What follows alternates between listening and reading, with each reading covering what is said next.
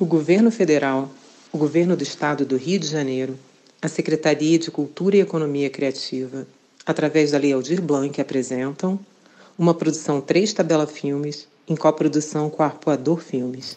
Podcast Carnaval e Política, uma seleção muito especial com trechos de entrevistas realizadas para o filme Carnaval e Política. Esse longa-metragem tem como tema o papel político e social das escolas de samba do Rio de Janeiro e está no momento em finalização. A Escola de Samba é uma das organizações mais complexas e inventivas da cultura brasileira. O corpo de uma escola de samba e a sua organização refletem a estrutura social do país, suas mazelas e contradições. Neste podcast, você vai ouvir uma seleção com 4 trechos de depoimentos exclusivos feitos para o filme Carnaval e Política. No primeiro deles, o carnavalesco Jorge Silveira dá o seu relato sobre o que significa fazer carnaval e qual a importância de uma escola de samba. Vamos ouvi-lo? A escola de samba é um organismo vivo, ele é talvez a entidade cultural mais complexa que a cultura brasileira já tenha conseguido produzir ao longo do tempo. É muito mais do que uma ópera a céu aberto, que uma ópera popular, ele é um conjunto de saberes que se acumulam no tempo, que se alternam no tempo, que evoluem no tempo. A escola de samba hoje não é a escola de samba que foi no passado e não será a escola de samba de amanhã. Ela caminha absorvendo a realidade, interagindo com ela, se mesclando com a cultura do tempo, interferindo nele. A escola de samba é a representação máxima do sentimento de identidade da comunidade que está associada a ela.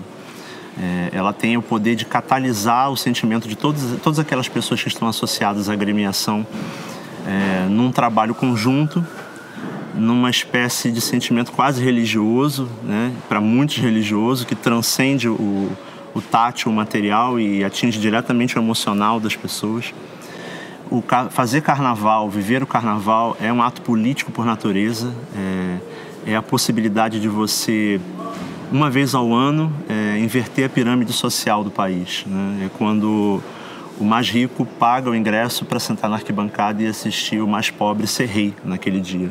Então é algo que tem um poder avassalador para a gente pensar sobre como o povo e as manifestações do povo têm poder de alterar a realidade, né? E vai além dos 4 dias, porque o processo de construção do carnaval, ele altera a vida, ele impacta a vida de todas as pessoas que participam desse processo. E a gente cresce a cada ano à medida que vai se aprofundando nessa realidade. O carnaval é um tesouro. Talvez a gente não entenda ainda na sua magnitude, na sua completude, o que significa o carnaval enquanto manifestação. Eu acho que nós ainda vamos levar muito tempo para poder entender por completo a grandiosidade, a representatividade que é uma escola de samba, o quanto ela é importante, o espaço que ela ocupa junto às pessoas que vivem o seu cotidiano, nas comunidades, fora delas. É muito mais do que um mero cartão de visitas de um Brasil festivo. Ele é o Brasil que, apesar de tudo, é festivo. A seguir, o antropólogo e historiador Vinícius Natal define o que é uma escola de samba e fala sobre suas contradições. Uma escola de samba, ela está em constante transformação e por isso que ela consegue sobreviver durante tanto tempo. Ela consegue aglutinar diferentes saberes, né? Para mim ela é uma instituição total. Por ela você consegue ver o viés econômico, o viés político, o viés social, o viés cultural, o viés identitário, o viés patrimonial do Brasil. Ela é uma forma de você entender o mundo e se localizar no mundo. Ela não é uma simples manifestação cultural. E eu acho que talvez a maneira mais singular que a população do Rio de Janeiro encontrou para mostrar, mesmo sem saber, que o Brasil é isso, né? O Brasil é conservador, ele é contraditório, ele se vê no diferente, ele é do morro, mas tem contato com o asfalto, ele é racista, ele é misógino, Então, todas esses nossos debates, eles estão dentro da escola de samba. Então, acho que a escola de samba ela é uma tradução do Brasil. O Brasil precisa se reconhecer na escola de samba, porque a escola de samba ela faz parte da identidade brasileira. Se você for no exterior, você vai ver em todos os lugares as pessoas associando o Brasil à escola de samba e a caipirinha. Às vezes de uma forma muito pejorativa, de uma forma exotizada, mas isso quer dizer muita coisa. Quer dizer que as escolas de samba ultrapassaram a barreira do Rio de Janeiro e você tem milhares de escolas de samba pelo Brasil e pelo mundo inteiro. Você tem escola de samba no Japão, na Inglaterra, nos Estados Unidos. Então, quer dizer, como é que uma instituição que tem quase 100 anos, vai completar 100 anos agora, né? Se a gente for pegar esses marcos de fundação, ela consegue se espalhar pelo mundo inteiro. Então, o Brasil precisa aprender a olhar a escola de samba e reconhecer, cara, isso fui eu que fiz, isso aqui é brasileiro. O mundo inteiro está olhando isso aqui como uma coisa importante e eu não estou valorizando. O mundo inteiro valoriza os artistas, os cenógrafos, os passistas, os ritmistas, e a gente aqui está acostumado a chamar de vagabundo, porque é sambista, porque é negro, né? Então a gente tem que aprender muito com as escolas de samba, porque queiramos ou não, nós somos isso, né? A gente tem muito a ideia de se negar, né? De negar a nossa própria identidade, querendo ser o outro, afirmando que o outro é o mais puro, nós somos os impuros, né? E nós somos essa impureza mesmo, e que bom que somos assim. Agora vamos ouvir o escritor e historiador Luiz Antônio Simas explicar o que é um enredo pluriversal e por que ele vê o Carnaval da Grande Rio em 2020 um exemplo desse tipo de enredo. O enredo da Grande Rio 2020, Tata Longerá, Joãozinho da Gomeia, é o que eu costumo definir como um enredo completo. Porque ele acaba pegando muitas das questões que são absolutamente pertinentes ao tempo que a gente está vivendo e, ao mesmo tempo, ele dialoga com a tradição das escolas de samba.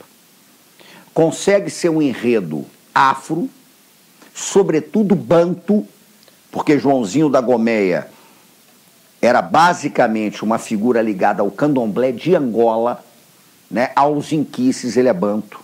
Ao mesmo tempo, fala de índio, de indígena, porque seu Joãozinho da Gomeia trabalhava com caboclo da Pedra Preta, os índios estão presentes ali. Ao mesmo tempo, é um enredo que fala de diversidade sexual. Joãozinho da Gomeia era gay, exercia a sua sexualidade. Joãozinho da Gomeia não tinha vergonha da sexualidade. Ao mesmo tempo, fala do sagrado, numa relação em que o sagrado e o profano se cruzam o tempo inteiro, e em que você pode ser um grande sacerdote sendo gay, desfilando no carnaval, falando do Congo, falando de Angola, falando do indígena. Então esse enredo traz tudo isso. É um enredo ao mesmo tempo que fala do chão da escola, é Caxias. Caxias é uma cidade que tem 3 elementos que a definem na construção identitária. A Reduc, né, a refinaria que é muito importante para Duque de Caxias, e 2 personagens icônicos, Tenório Cavalcante, o Homem da Capa Preta, e Joãozinho da Gomeia, o Tata Longerá. Então tem tudo, tem o negro, tem o índio, tem o gay, tem a intolerância religiosa, o racismo religioso e o terrorismo religioso que acontecem nos dias de hoje. Ao mesmo tempo tem a inserção com a comunidade da escola em virtude de falar de Duque de Caxias. Nesse sentido, é um enredo que eu chamo de pluriversal, né? Ele não é um enredo universal. Ele trabalha com a ideia de pluriversos, né? Que vão se entrelaçando, formando uma teia fascinante para dar conta de coisas absolutamente poderosas. Por isso eu acho que é um dos maiores enredos da história recente do Carnaval. Vale ouvir os carnavalescos responsáveis pelo desfile da Grande Rio em 2020. Eles falam sobre o trabalho coletivo e como encaram o papel do carnavalesco na construção de um desfile. Explicam também a função cultural e social da escola de samba. Bora e Haddad trabalham em parceria e primeiro vamos ouvir Leonardo Bora e depois Gabriel Haddad. Não há como, por exemplo, a gente desenvolver um enredo sobre Joãozinho da Gomeia sem conversar horizontalmente com o povo de axé, com os herdeiros da Gomeia, com pais e mães de santo que carregam o axé da Gomeia, sem conversar com o movimento negro de Caxias, sem conversar com o movimento LGBT de Caxias, sem conversar com todo um corpo de pensadores, pesquisadores, ativistas, artivistas que estão carregando nos corpos, que estão carregando nas memórias e nas suas pesquisas esse universo que o enredo vai abordar, né? Então o nosso trabalho ele sempre extravasa e busca essas pontes, torna o trabalho mais complexo, muito mais complexo. São horas e horas e horas de debate, de discussão. Seria mais simples, entre aspas, se a gente simplesmente dissesse vamos fazer assim, assado e foi, sem consultar ninguém. Mas não é o que a gente quer, a gente gosta dessa disputa, né? A gente gosta desse diálogo, porque a arena de disputa está colocada aí, né? A gente precisa unir forças nesse contexto, né, em que o carnaval vem sendo apedrejado, em que os cortes, né, de subvenção são uma realidade, em que a demonização da festa em sentido amplo é uma realidade. Então, eu acredito que essas pontes elas só potencializam a nossa função, né? A gente questiona muito essa visão ainda do carnavalesco enquanto artista, genial, único, né? A gente pensa numa outra linha, pensando muito mais um fazer artístico que olha para o coletivo, que olha para a diversidade, né? Para artes que estão ali se atritando e desse atrito, quem sabe, sai uma centelha, né, capaz de incendiar uma grande reflexão, né, um grande momento. Uma escola de samba, mais do que um microcosmo, né, do universo brasileiro como um todo, é uma poderosa ferramenta, uma poderosa lente investigativa para se pensar o Brasil. Porque as escolas de samba, elas contam a história do Brasil, tanto a história oficial quanto as múltiplas histórias não oficiais. As escolas de samba, elas são corpos desfilantes múltiplos, são eventos, né, os desfiles, eventos irrepetíveis, então são manifestações artísticas das mais complexas.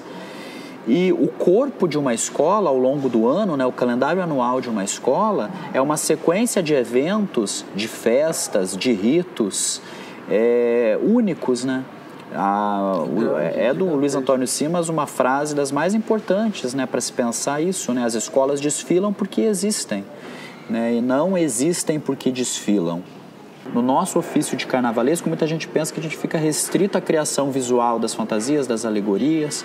E não, a gente gosta de vivenciar esse chão de cada escola, né? Esse chão do terreiro, que era o nome como eram chamadas as quadras originalmente, né? Essa vivência múltipla desses espaços conflitivos, desses espaços contraditórios, que é extremamente enriquecedora e pode, porque não, oferecer ferramentas para a gente pensar Brasil, para a gente pensar as nossas múltiplas identidades, para a gente pensar novas epistemologias. E pensar que a escola de samba não é apenas o desfile, o carnaval, como você estava falando. Exatamente. O desfile existe, a gente vai para a avenida, a gente curte, mas a escola tem, como o Léo falou, uma vida à parte, né? E por que não extravasar os enredos como a gente faz e levar esses enredos para a comunidade e pensar Brasil através desses enredos e dessas discussões? E são caixas de ressonância, né? O Fábio Fabato diz, né, as escolas de samba são um grande divã, né? Os desfiles das escolas de samba também atuam enquanto divã nacional, quando todas as querelas, todas as questões urgentes do país são postas em revista, e isso é do carnaval, né? Então é uma caixa de ressonância muito poderosa, é um propulsor, né? É uma ferramenta de comunicação das mais poderosas. Até porque dessa ligação que eu tenho com as escolas de samba já da infância, muitas outras pessoas têm e esperam algo da escola de samba.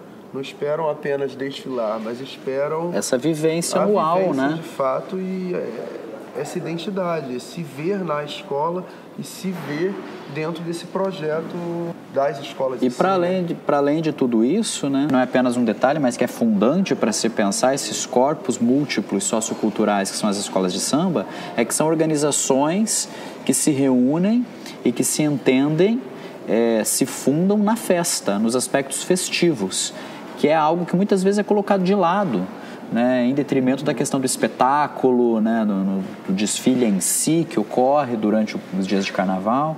mas é uma grande festa, é um grande conglomerado de saberes ancestrais, de múltiplas visões de cultura popular, e isso não pode ser deixado de lado nunca, né? Essa dimensão festiva, que é uma forma de se pensar Brasil, que é uma forma de se fazer Brasil. Terminamos aqui esse podcast, mas se você gostou do que ouviu e quer saber mais sobre o filme Carnaval e Política, acesse os outros podcasts disponíveis nessa plataforma, onde vamos contar sobre a produção e a direção de documentários como Carnaval e Política. Muito obrigado e até já!